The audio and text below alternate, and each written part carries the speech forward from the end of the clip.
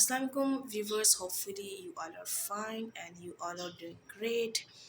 आज जो मैं टॉपिक लेकर आई हूँ for the discussion is about cognitive dissonance. So basically what is cognitive dissonance? Let's start with the definition. We as a human beings find it difficult to create a harmony between our values and beliefs and behavior. ठीक है.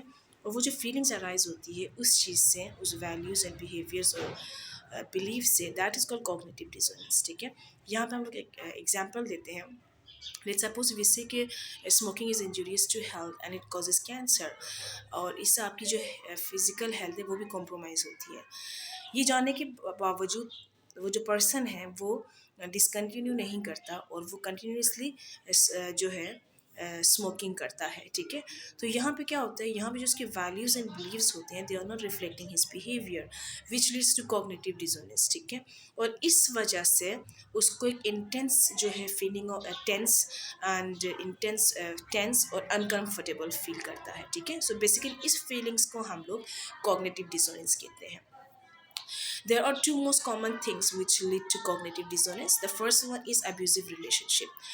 Abusive relationship में क्या होता है कि kid जो होता है जब वो केयर गिवर्स या पेरेंट्स के पास होता है, जब उनकी वो अपब्रिंगिंग करता है पेरेंट्स या care givers, the child starts believing के पेरेंट्स किसी भी हद तक चले जाते हैं कि वो उसकी नीड्स को, उसकी फिजिकल इमोशनल नीड्स को फुलफिल कर सकें. ठीक है. And they have this belief that they are lovable, they are being loved, they are being cared by their caregivers and the parents. लेकिन जब उनका पेरेंट्स या केयर गिवर्स का बिहेवियर ऐसा होता है कि they are screaming, they are shouting, they are saying nasty things, and they are saying to their kids कि you are stupid, you are dumb, and you are not capable enough. तुम अपनी चीज़ों का ख्याल नहीं रख सकते, तुम तो निकम्मे हो, तुम तो बेवकूफ़ हो, तुम तो डम्प हो. Then the child starts believing क्योंकि जो उसका internal world है that is not reflecting his external world. Internal world उसके values and beliefs होते हैं जो उसके अंदर होते हैं फॉर द पेरेंट्स, कि उनके पेरेंट्स कभी भी उनके साथ रॉन्ग नहीं कर सकते हैं. ठीक है. वो कभी उनसे नफरत नहीं कर सकते हैं. लेकिन जब एक्सटर्नल वर्ल्ड इस तरह से पेश आ रहा होता है कि वो उनके इंटरनल वर्ल्ड को रिफ्लेक्ट नहीं कर रहा था, then it creates cognitive dissonance. ठीक है. The second most common thing which leads to cognitive dissonance is called toxic relationship. is basically toxic relationship. Toxic relationship basically leads to gaslighting. ठीक है. Toxic relationship के अंदर क्या हो रहा होता है बेसिकली कि आपके जो इमोशंस होते हैं, आपके फीलिंग्स हो रहे होते हैं, जो ट्रू आपके फीलिंग्स, थॉट्स एंड इमोशंस होते हैं, आप जो फील करते हैं अपने लिए, उनको ट्रू नहीं कहा जाता दूसरों की तरफ से. ठीक है. They are constantly being invalidated by the others. ठीक है. होपफुली ये आपके लिए क्लियर है. लेट्स गिव अ उसको थोड़ा सा सिंप्लीफाई कर देते हैं कि जो आपके फीलिंग्स एंड इमोशंस होते हैं दे आर बीइंग इनवैलिडेटेड. उनको वैलिडेट नहीं किया जाता दूसरों से. दूसरे कह रहे होते हैं कि आपके जो इमोशंस हैं, आपकी जो फीलिंग्स हैं, they are not true. That is basically gaslighting. ठीक है. इन दो चीज़ों की वजह से most commonly cognitive dissonance arise होती है. ठीक है. हम क्या चीज़ कर सकते हैं कि हम लोग cognitive dissonance को थोड़ा सा cope up कर सकें. There are basically 4 basic ways. The first one is ending your abusive relationship, which is basically not possible for everyone to end their relationship. ठीक है.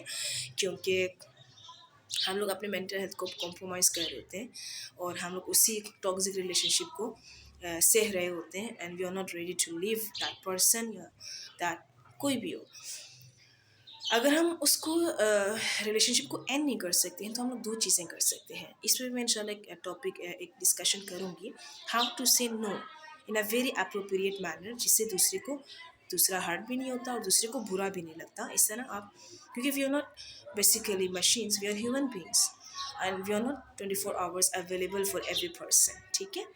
तो हम किस तरह से नो कह सकते हैं. And the second one is boundary setting. आप बाउंड्री सेटिंग के थ्रू अपनी भी फीलिंग्स और बिहेवियर्स की रिस्पेक्ट कर रहे होते हो और दूसरे की भी फीलिंग्स को आप रिस्पेक्ट दे रहे होते हो. बाउंड्री सेटिंग से दूसरे को ये मैसेज आता है कि उसने किस तरह से आपका जो रेड जोन है, आपका जो बॉर्डर है, वो क्रॉस नहीं करना.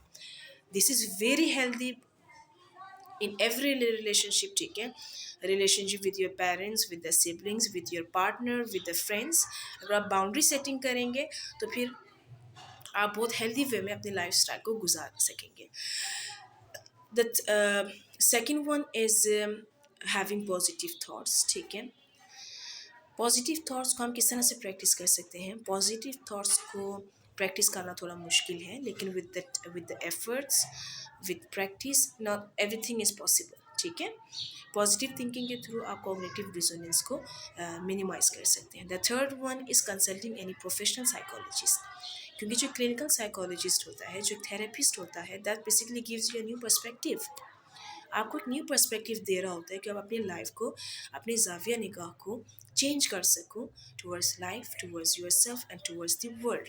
ठीक है, वो आपको फैसिलिटेट करता है, वो आपको गाइडेंस देता है, वो आपको डायरेक्शन देता है. ठीक है, एंड मोस्ट इम्पॉर्टेंटली वो आपकी फीलिंग्स को वैलिडेट करता है. ठीक है, आपको नॉन जजमेंटली एक एक्टिव लिसनर के तौर पे आपको सुन रहा होता है. ठीक है, और आपको इमोशनली सपोर्ट करता है. ठीक है, the fourth one is boosting your confidence. Confidence किस तरह से बूस्टअप होता है, ये again it also requires practice with positive self image. ठीक है, you can also boost your confidence. ठीक है, with a lot of practice. आपको ये देखना है कि आप अपनी लाइफ में आप किन किन चीज़ों को लैक करते हैं, किन चीज़ों में, किन चीज़ों में आप वीक हैं, आप उस चीज़ को इम्प्रूव कर सकते हैं. Thank you so much for listening. Again इंशाल्लाह एक न्यू, एक इंफॉर्मेटिव टॉपिक के साथ आऊँगी. तब तक के लिए अपना ख्याल रखिएगा. अल्लाह हाफिज़.